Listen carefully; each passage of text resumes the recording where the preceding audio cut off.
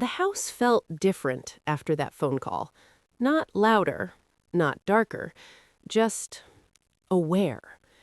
Every time I walked down a hallway, I felt like I was stepping into someone else's memory. Like the walls remembered things I didn't, things I never agreed to share. I tried to tell myself it was over. The man said the cameras were off. He said he was sorry. He said he would come remove them. But trust, once shaken, does not come back easily. It moves slowly, like an old body waking up in the morning. Before all this, our life had already been complicated. Not broken, just stretched thin by time, money, and unspoken feelings. I moved in with my son and his wife because it made sense. At least, it did on paper. My husband had passed away 2 years earlier, not suddenly, but quietly, after a long illness that drained more than just his strength. It drained our savings, our energy, and in many ways, my sense of direction. When he died, the house we lived in felt too big. Every room echoed. Every chair reminded me of the shape he left behind. My son, Daniel, named after his father, offered for me to stay with them. At least for a while, he said. We're family. At first, it was comforting. We shared meals, watched old shows in the evening, laughed in small, gentle ways. But even love can feel crowded when grief moves in. His wife, Marissa, was kind, always polite, always careful, but I could tell she was adjusting to sharing space, to sharing routines, to sharing her husband's attention. I tried to be invisible when I could. I cleaned quietly. I stayed in my room. I told myself this was temporary. Then the rent went up. Then my savings ran low. Then temporary started to feel like a question with no answer. That was when the house appeared. It was small, older, but solid. The floors creaked, but in a friendly way. The windows let in soft afternoon light. The kitchen smelled like dust and possibility. When I first walked through it, I felt something close to hope. Not excitement, just relief. This could work, I told my son. It's affordable and close to everything. Marissa didn't say much. She smiled politely, nodded. Looking back, I realized she trusted me.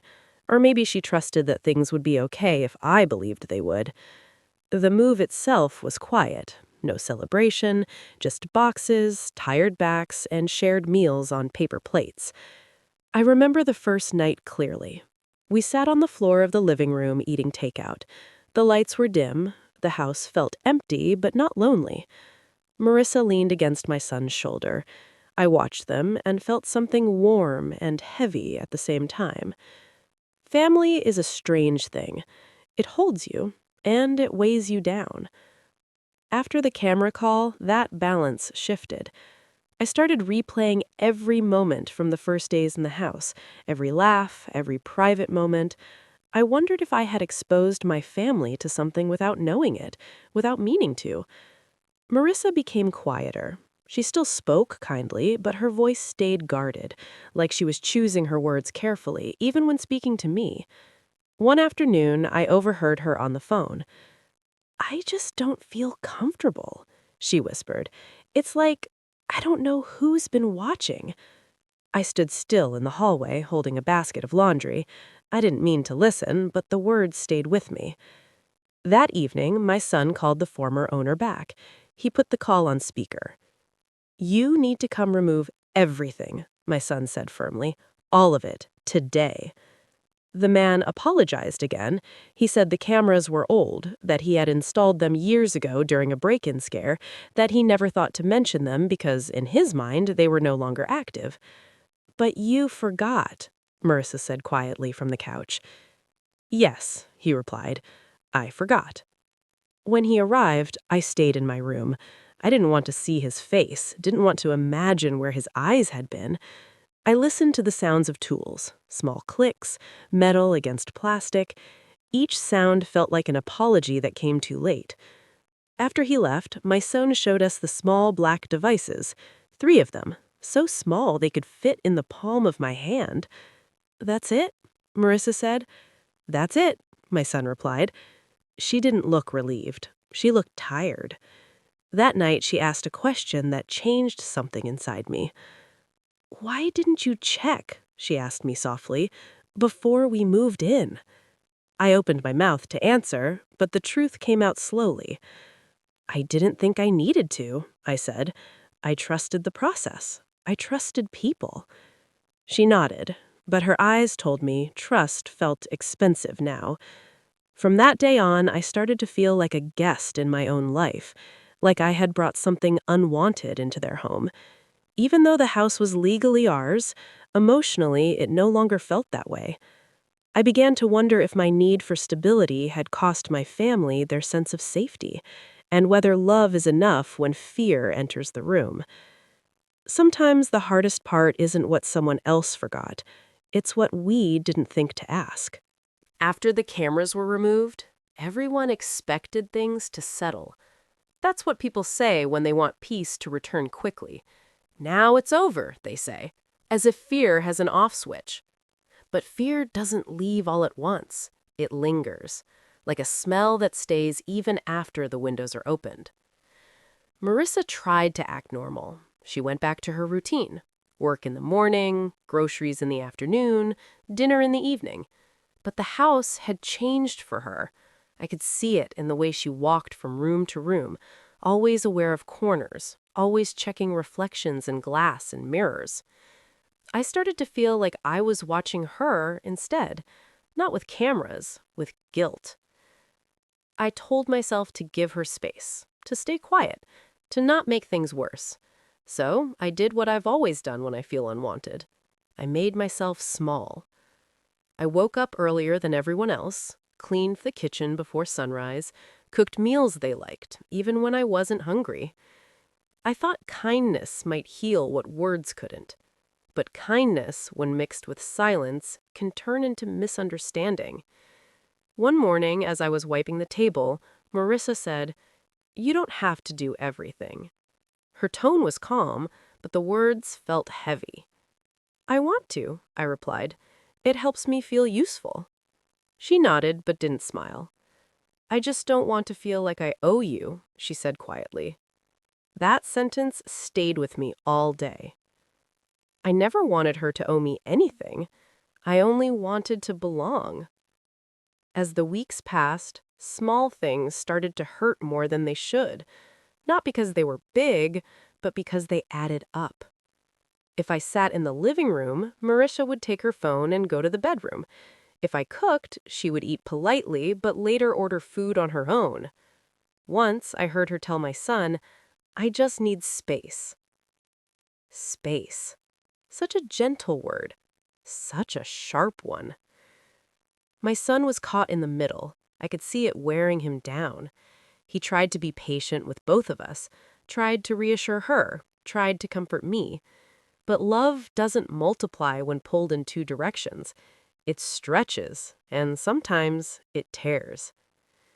One evening, he sat beside me on the porch. "Mom," he said softly, "this has been hard for her." "I know. I never meant for any of this." He nodded.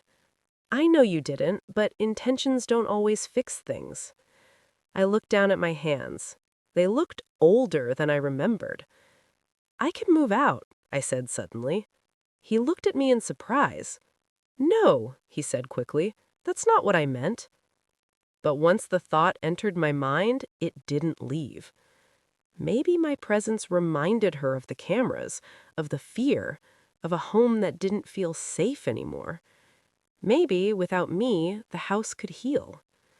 Marissa never asked me to leave, not directly, but sometimes what people don't say is louder than what they do.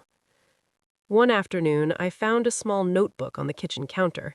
It was open to a page filled with writing. I didn't mean to read it, but my eyes caught a sentence. "I don't feel like this is my home." I closed the notebook gently and stepped away.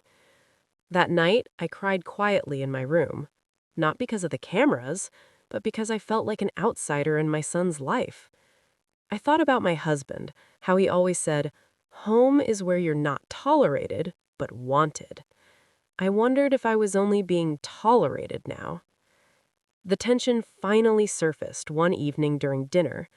Marissa put her fork down and said, "I need to say something." My son looked up.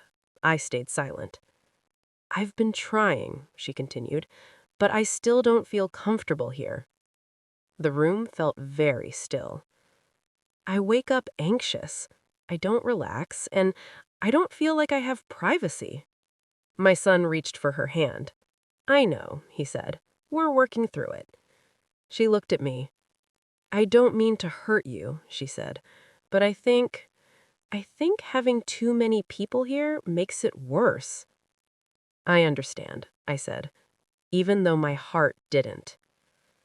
After dinner, I packed a small bag, not to leave forever, just to remind myself I still could. I sat on the bed, looking around the room that barely felt like mine. The house that was meant to bring us together had begun to pull us apart. And the worst part was, no one was the villain. No one raised their voice. No one said cruel words. It was all quiet. And that made it harder. Sometimes pain doesn't come from betrayal. It comes from realizing you don't fit where you thought you belonged. The turning point did not arrive with shouting or slammed doors. It came softly, almost politely. It was a rainy afternoon, the kind that makes the world feel smaller. The sky was gray, and the house smelled faintly of coffee and damp clothes. Marissa had gone out earlier. My son was at work. I was alone. I sat in the living room with a blanket over my legs, listening to the rain tap against the windows. For the first time since we moved in, I allowed myself to relax just a little. Then the phone rang. I looked at the screen. It was the former owner again. My heart dropped. I considered not answering, but curiosity and dread have a way of holding hands. "Hello?" I said. His voice sounded uneasy this time, less calm, less certain.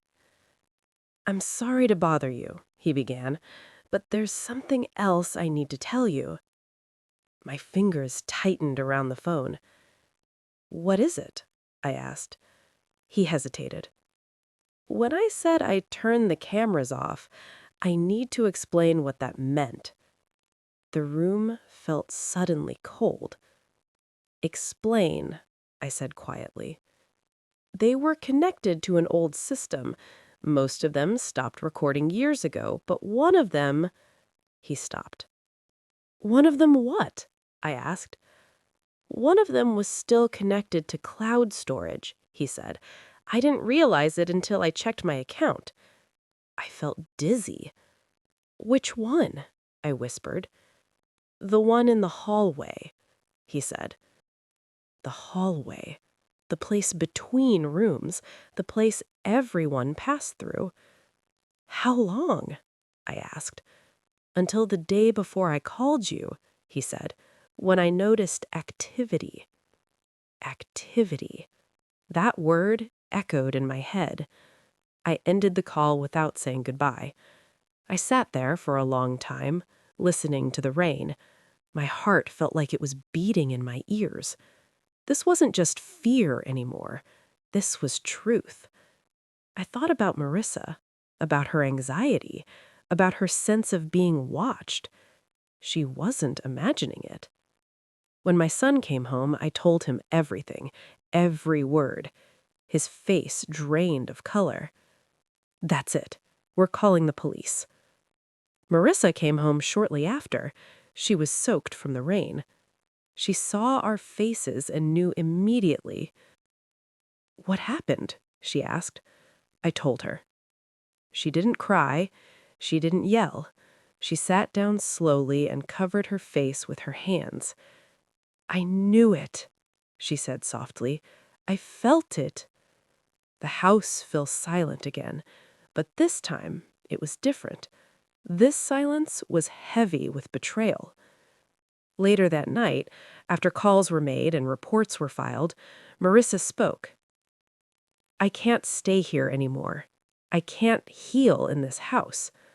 My son nodded. "I understand." Then she looked at me. "This isn't your fault, but I need space. Real space." I felt something inside me break. Not loudly, just enough to change shape. "I'll go," I said. My son protested, but I had already decided. Sometimes love means leaving first. I packed my things slowly, carefully. Each item felt like a memory I had to fold away. Before I left, I stood in the hallway one last time, the place that had seen too much. I whispered a goodbye to the house, not with anger, but with sadness. As I closed the door behind me, I realized something painful and clear.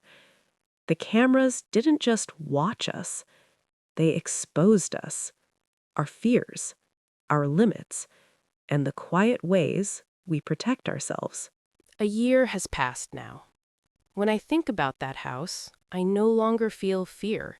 I feel distance, like remembering a place I once lived near, but never truly inside. My son and Marissa live in a new home now. Smaller, brighter. One they chose together, slowly and carefully. The first time I visited, Marissa showed me around. She opened closets, pointed out windows, laughed softly at herself. "No secrets," she said. I smiled. I understood what she meant. We sat at their kitchen table that afternoon, sunlight falling across the wood. The table was bare, except for 3 cups of tea. It felt like a beginning, not a repair, a beginning. I still live in my small room above the bakery. I've grown fond of it. In the mornings, the smell of bread wakes me before the sun. I make my tea. I sit by the window. There is comfort in knowing that no one is watching, that my quiet belongs only to me. Sometimes people ask me if I regret leaving, if I wish things had gone differently. I tell them this. I regret that fear entered our home. I regret that trust was broken without our knowing, but I don't regret choosing peace. That house taught me something I never learned when I was younger, that love does not mean holding on at all costs. Sometimes love means stepping back. I also learned that safety is not just locks and walls. It is how free you feel to breathe, to speak, to be seen only by those you choose. Marissa and I are closer now than we were before, not because we live together, but because we learned to listen. One evening, she said something that stayed with me. "I thought privacy was just about space," she said, "but it's also about trust." She was right. The cameras were a violation, but the deeper wound came from not knowing, from living openly while someone else held the quiet power to watch. That kind of knowing changes you, but it doesn't have to harden you. I choose not to let it. When I lock my door at night, I do it gently, not out of fear, but out of care. Care for myself, care for the life I still get to shape. If there is a lesson in all of this, it is a simple one. Home is not just a place you move into.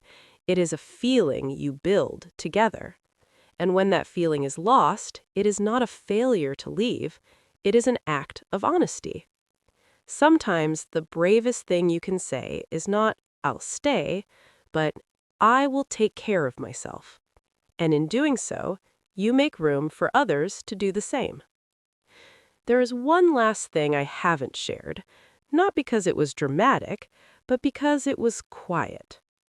A few months after everything settled, I received a letter in the mail, a plain envelope, no return address.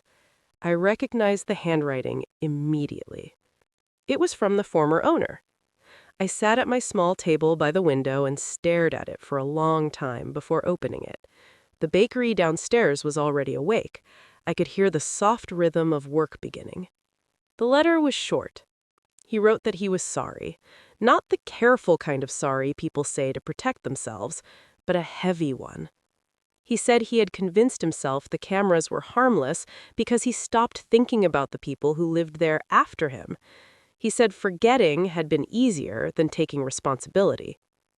"I didn't mean to hurt anyone," he wrote, "but I understand now that not meaning to is not the same as not doing harm."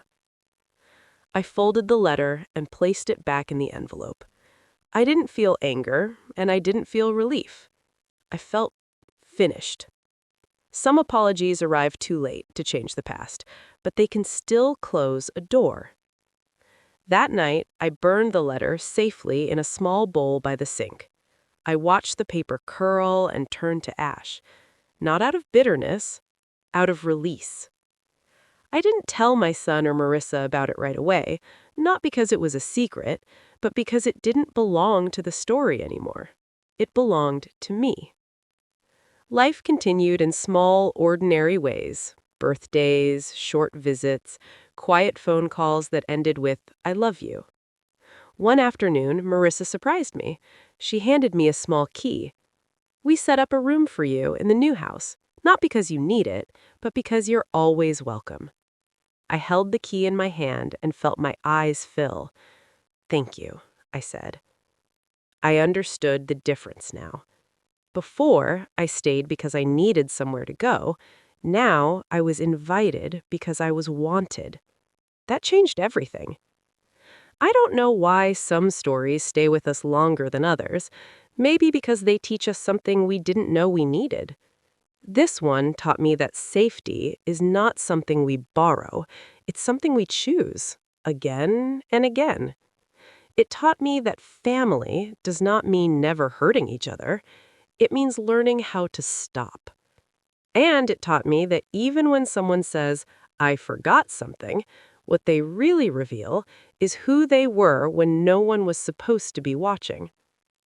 I close my window now when the evening air turns cool.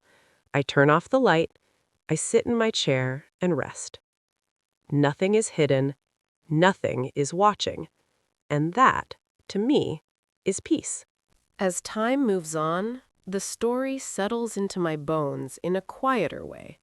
Not sharp anymore, not heavy, just present. Some mornings I wake up and forget it ever happened. I make my tea, I watch the light change on the wall. And then, sometimes, I remember. Not the fear, not the panic, but the lesson. I think about how easily we hand our trust to places, to people, to paperwork. How we assume safety is included when we sign our names. How we rarely stop to ask what still lingers from before. I don't live my life suspicious now. I don't check corners or search ceilings. What I do is listen to myself more carefully. If something feels wrong, I pause. If something feels rushed, I slow down. If something feels unsafe, I step back. That is what the house taught me. My son once asked me, "Do you think we would have ended up here anyway, even without all that?" I thought about it for a long time. "Yes," I told him. "But we might not have learned how to talk like this." Sometimes hardship doesn't create distance. Sometimes it creates honesty. Marissa and I talk easily now. About small things, about bigger ones. There is no carefulness anymore, no measuring of words. Trust came back differently than before. Not blind, but steady. I don't need to live with them to feel close. I don't need a room to feel included. Belonging, I've learned, is not about space. It's about choice. At night, when I turn off the lamp and the room goes dark, I feel something I didn't feel in that house. Certainty. Not about the future, not about people never disappointing you, but about myself. I know now that I will leave if I must. I know now that I will speak when something is wrong. I know now that silence should be chosen, not forced. If someone listening to the story is in a place that doesn't feel safe, I want them to hear this, gently. You are not weak for noticing. You are not ungrateful for needing peace. And you are not failing anyone by protecting yourself. Sometimes the bravest endings don't look like endings at all. They look like quiet mornings, unlocked laughter, doors you can close without fear. That is what remains for me. Not the house, not the cameras, not even the pain. After everything that happened, I thought life would feel different. I expected some clear line between before and after, some sharp change that would tell me I had survived something important. But life does not always announce its chapters. Sometimes it just keeps going. The days after the story ended were not dramatic. They were ordinary, and maybe that was the hardest part. I woke up each morning in my small room above the bakery. The same creak in the floor, the same kettle warming on the stove. At first, I kept waiting for the fear to return, for my chest to tighten for no reason, for the sense of being watched to creep back in. But it didn't. What came instead was a kind of quiet awareness. Not sharp, not anxious, just present. I began to notice things I hadn't before. How sunlight moves across the wall as the hours pass. How silence can feel full instead of empty.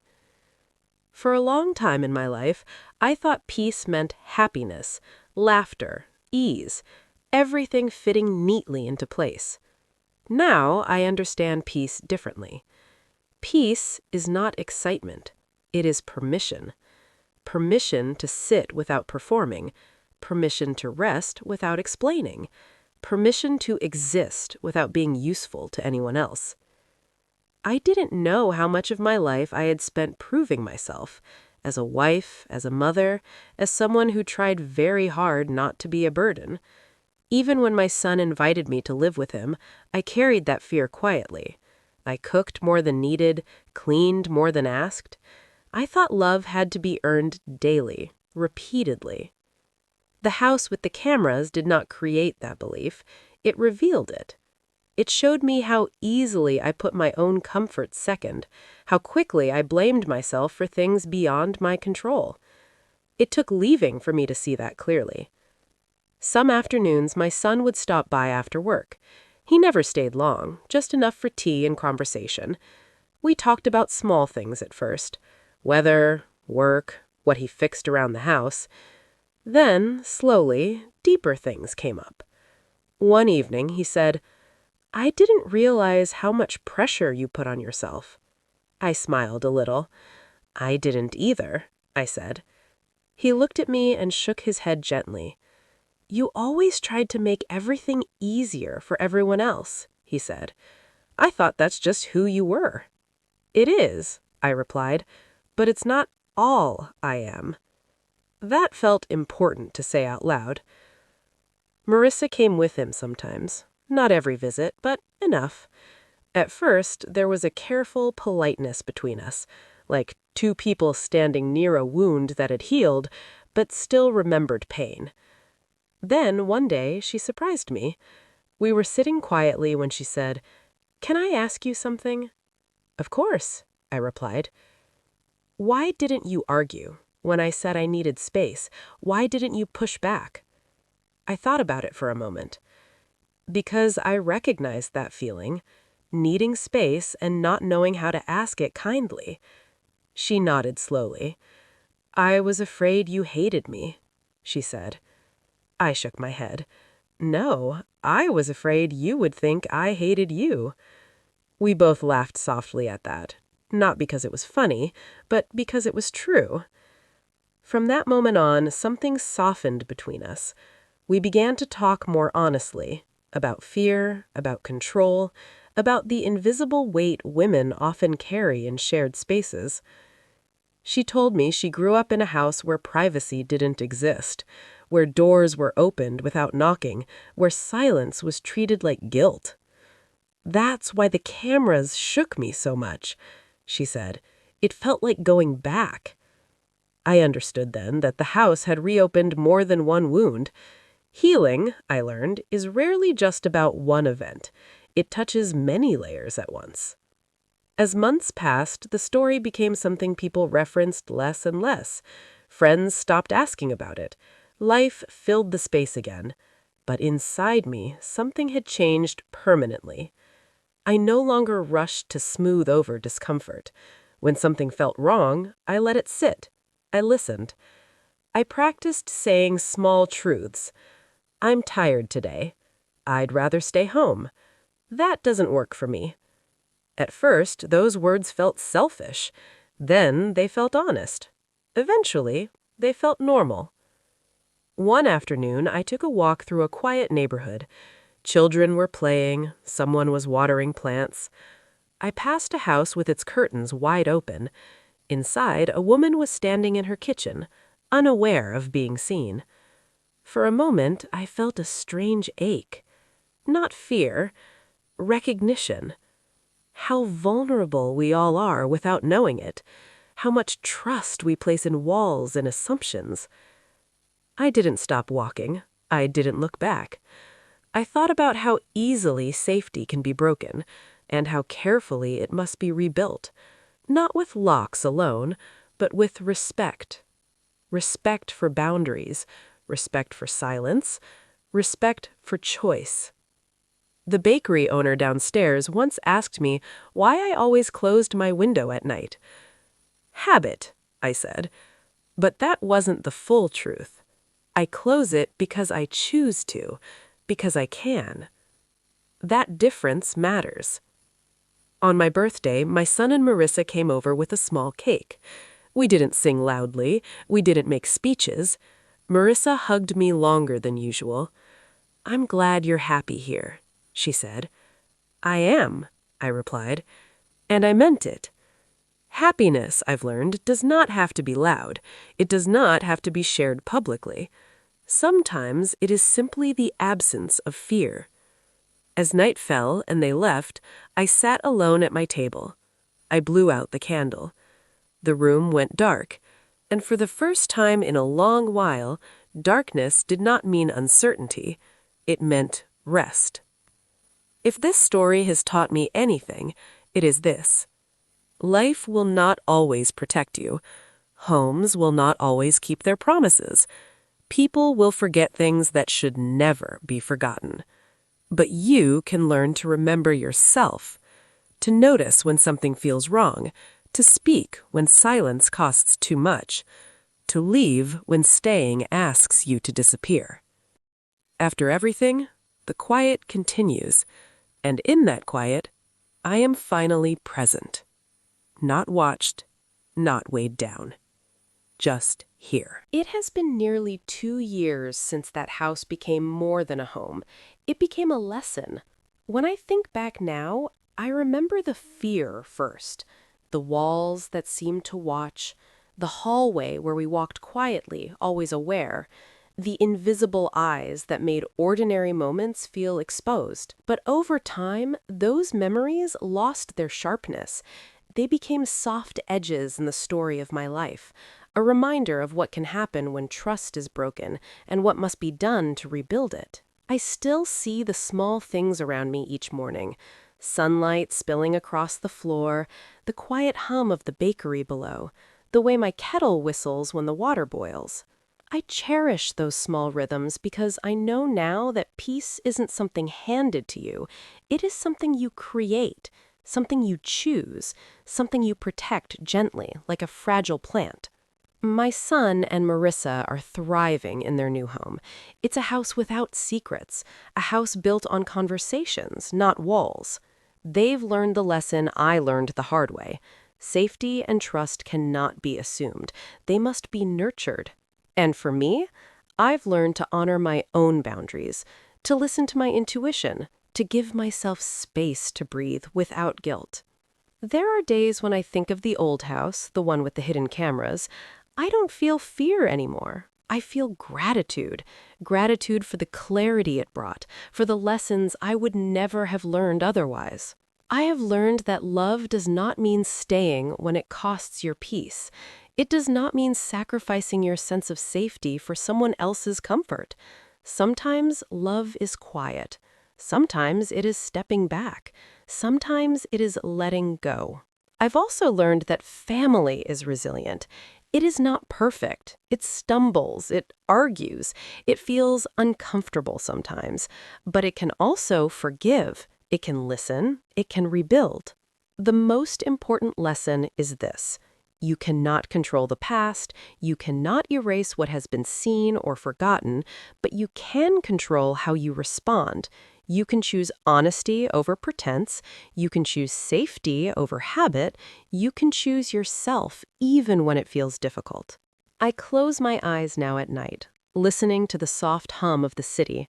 The room is quiet, the windows are closed, the world feels right. And in that quiet, I understand something I didn't before.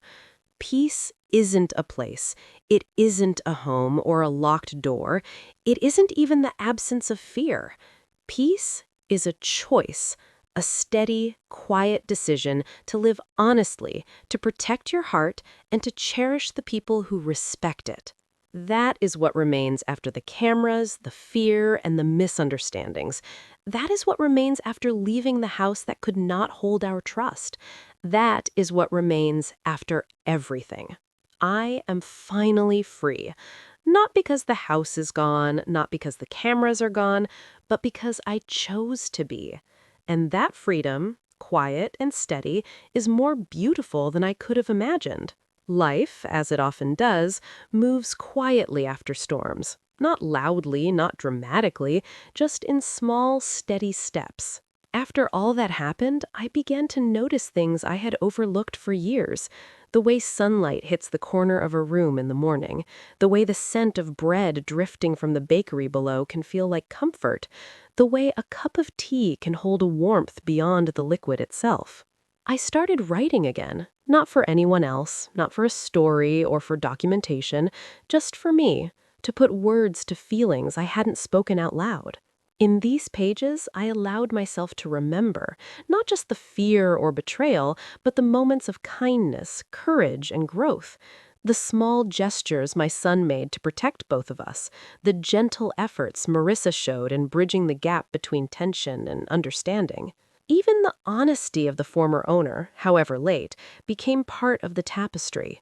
I realized that life does not always offer clean endings. Sometimes it offers ongoing lessons. Sometimes it offers quiet opportunities to reclaim pieces of yourself you thought lost. I began to reconnect with my own rhythm. I spent mornings walking slowly, noticing the city around me. I greeted neighbors I had only nodded to before. I cooked meals just for the joy of cooking. I allowed myself small indulgences, books I'd never finished, music I'd neglected, time spent simply sitting by the window and watching the world. One afternoon, my son came by, holding 2 cups of coffee. We sat on the small balcony overlooking the street. "I think we've all learned something," he said softly. I nodded. "Yes," I said, "about trust, about boundaries, about how to care without losing yourself." Marissa walked past the window that day. She waved, no words needed, just acknowledgement that even in distance, relationships could heal. The cameras, the house, the tension, they no longer defined us. They were reminders, yes, but not shackles.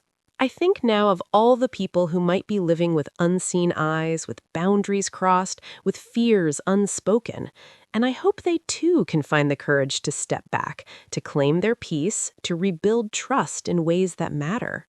Life continues in this gentle rhythm, and I finally feel that I belong, not because a place grants it, but because I have chosen it. Safety, comfort, quiet, freedom. These are no longer distant concepts, they are mine. I look forward to the days ahead with a calm heart. I know challenges will come, I know fear will sometimes return, but now I carry a quiet confidence. I have learned that no one can take your peace if you guard it wisely, and that true family, the kind that lasts, can survive even the hardest mistakes. So I rise each morning, brew my tea, and watch the light move across my little room. I breathe in slowly, I breathe out slowly. And I know the past does not control me. The house does not control me. The cameras do not control me. I control myself. I control my boundaries. I control my life. And that, finally, is enough. The day we got the keys, I stood in the empty living room and felt my chest finally loosen. It was quiet. Not the sad kind of quiet, but the kind that feels like rest. I remember setting my bag down on the floor and just standing there, breathing. After all the years of moving, waiting, borrowing, and hoping, this house was ours. No landlord, no deadlines, no one telling us when to leave. I didn't know then that peace can be very fragile. Sometimes it breaks with just one sentence.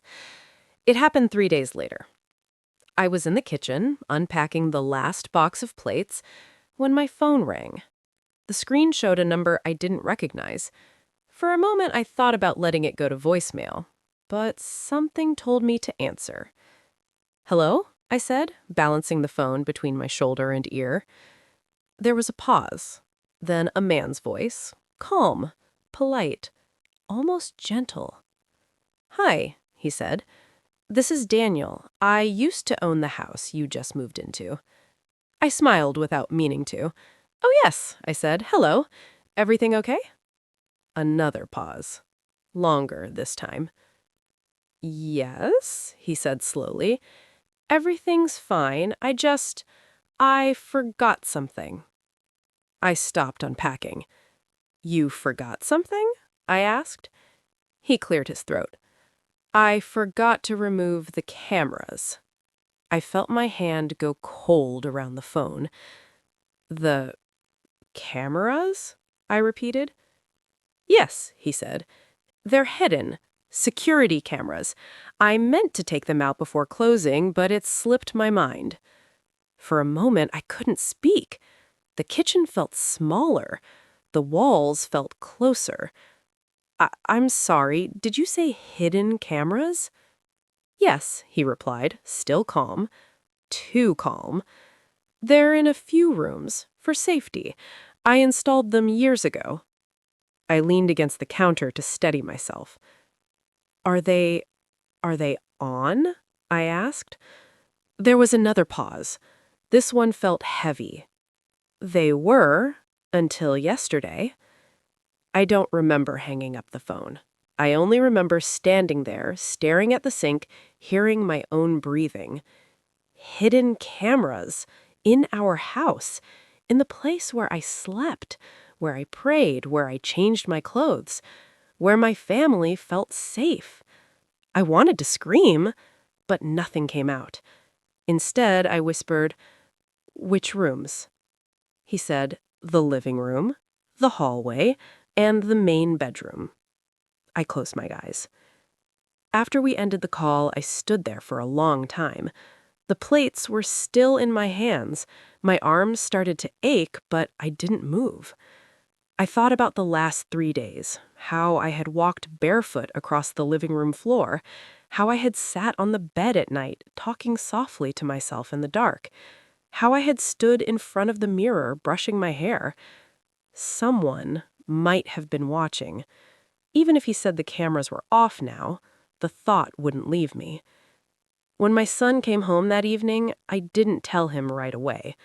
I watched him set his keys down, smile, ask what was for dinner. I watched my daughter-in-law laugh at something on her phone, sitting at the table. They looked peaceful. I didn't want to take that away from them. But secrets have a way of growing heavier the longer you carry them. At dinner, I barely touched my food. My son noticed. "Mom, are you okay?" he said gently. I opened my mouth, closed it, then finally said, "The old owner called today." They both looked up. "What did he want?" my daughter-in-law asked. I folded my napkin slowly, buying time. "He said he forgot something in the house." My son frowned. "Like what?" I took a breath. "He said there were cameras, hidden ones, and he forgot to remove them." The room went silent. My daughter-in-law's face changed first. Her smile disappeared, replaced by something tight and unreadable. Cameras? Watching us? She said. That's what he said. He claims they're off now. My son pushed his chair back slightly. That's not okay. That's illegal. I know, I whispered. I know. My daughter-in-law stood up and walked toward the hallway. She stopped in the middle of the living room and looked around, as if the walls themselves had betrayed her. I feel sick, she said softly. That night, none of us slept well. Every small sound felt louder. Every shadow felt wrong. I kept imagining tiny black lenses hidden in corners, watching, waiting. The next morning, my daughter-in-law avoided the house as much as she could. She stayed in the bedroom with the door closed or went out on long walks. I could feel the tension growing, even though no one raised their voice. By the third day, something had shifted. It wasn't just fear anymore. It was blame. Not spoken out loud, but felt. I started to notice how my daughter-in-law looked at me. Quick glances, tight smiles. I wondered if she thought this was my fault. After all, I was the one who insisted the house was perfect, affordable, quiet, a fresh start. I had been so proud when we signed the papers, so sure I was helping. That evening, she finally spoke. I don't feel safe here, she said, standing in the kitchen with her arms crossed. I can't relax, I can't sleep. My son nodded. I get it, he said. We'll figure something out. She looked at me then. And you? She asked. How do you feel? The question caught me off guard. I feel sorry, I said honestly. I didn't know. If I had... She interrupted me gently, but firmly. But you didn't. And now we're here. Her words weren't cruel, but they landed hard. That night, I lay awake listening to the house breathe. Pipes clicking, wind brushing the windows. I thought about how quickly a place can stop feeling like home, how one sentence can change everything. He said I forgot something. I didn't know then that this was only the beginning, that the cameras were just the surface. Sometimes what people forget isn't a thing. It's a boundary, a truth, a consequence. And sometimes when something is forgotten, it doesn't stay hidden for long.